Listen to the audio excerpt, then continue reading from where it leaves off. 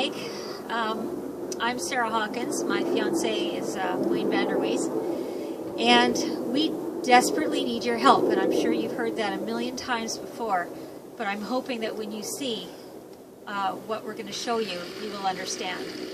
We bought this home, a 3,500 square foot home, a couple of months ago. And thought it was a beautiful home. We had a home inspector come through.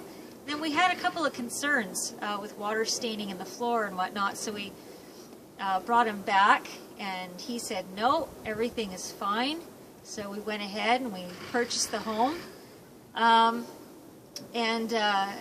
started to do a kitchen renovation, and from that point on, it was like opening Pandora's box, and we really we don't know what else to do. So we're calling out for some help. We have a contractor named Steven who just started to do the reno, and he's an absolute gem because he's the one who's showing us everything that we're finding. And he's continued to work to tear down all the walls, take down all the drywall, and it's just uncovering all kinds of things. So come with me and I'll show you what I'm talking about. Okay, so we're in the front entranceway, and as you can see, we've gotten rid of the drywall. We're going to head into the kitchen.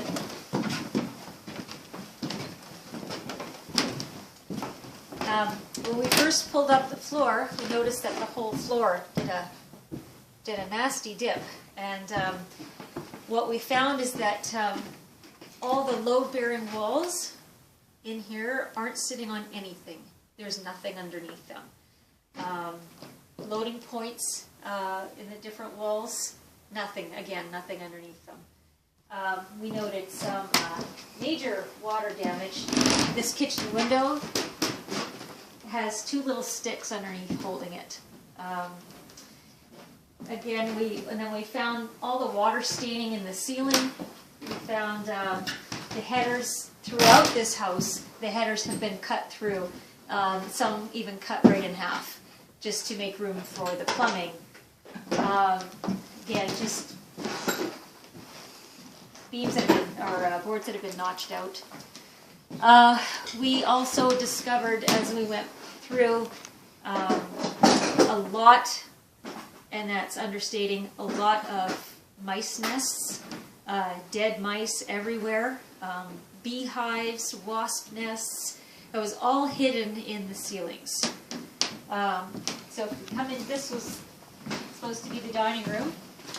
And again, it looked relatively normal, but when we came back, we started to note the mold up along the ceiling. And then into the living room. What you will note, actually, is the sagging of the beams. Because, again, these walls aren't being supported, and they're the main walls. So everything is starting to sag. The house is 30 years old. It was built in 1980. The roof is leaking like a sieve, and it was supposed to have been new 2 years ago. So water's just coming in everywhere. So again, if you just note that this is throughout the house, the rotting of the wood. The fireplace underneath the tile and the floorboards. The fireplace was actually, the front of it was actually burned through. So that's obviously not to code. There's more of the same. We'll take you into the den.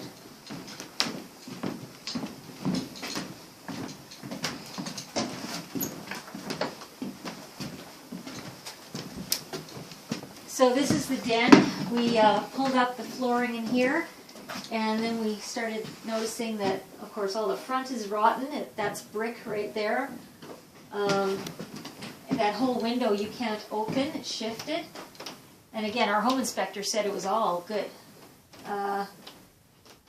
And just, you know, it's just more of the same. The wiring throughout the house has been chewed through by the mice.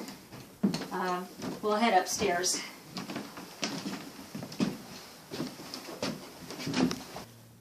So this is our front, again, the front door is behind me. This is sitting on virtually nothing, and water damage coming in and behind the wall. We found this in all the windows. No insulation, just stuffed with drywall pieces. This railing up on the top here, you know, wiggled quite a bit, so we brought that to the attention of the home inspector, and he said, "Oh, look, they put a screw through it on the bottom. You're fine. It's not attached to anything." So this is what we call the room of doom. This was our master bedroom, where we started to pull up the carpet because I thought it looked a little funny. We pulled it up, and this is what we found. We had our contractor come up, and he poked a hole through the floor because the edge of the floor looked rotten. And it's rotten all right. The joists, even the joists have been rotted through. So what you're looking at is outside stucco. And the ceilings are like this in every room. There's just water coming through, rodents, you name it. And again, just sort of the beams everywhere are sagging. We've had an engineer come through 3 times. He's got to come back a 4th time because we just don't know if this is worth saving. I mean, and we haven't got the money to fix it. The previous owner is a lawyer, and very difficult to find another lawyer in this town. Thunder Bay is not such a big place. Title insurance is a no-go. They won't cover.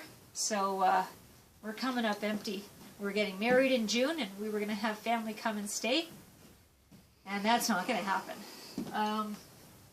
So, again, it's just more the walls all the way along this side of the house. Water coming in behind the chimney. You have to take a look at the bathroom.